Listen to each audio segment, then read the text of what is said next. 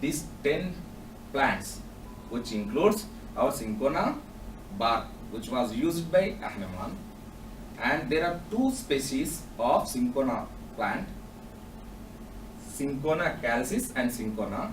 So this is the one of the drug which is having these two cinchona plants. That means that febrifigo drug consists of this quinine and all other isoquinoline alkaloids. Right. So here it comes that those days there was only one type or two types of malaria. Now we have 5 types. Who knows? Tomorrow someone say that there is 6th type, 7th type, 8th type. Yes, we have treatment. Because our system of medicine is of 10 types of plants. These all are mixed in a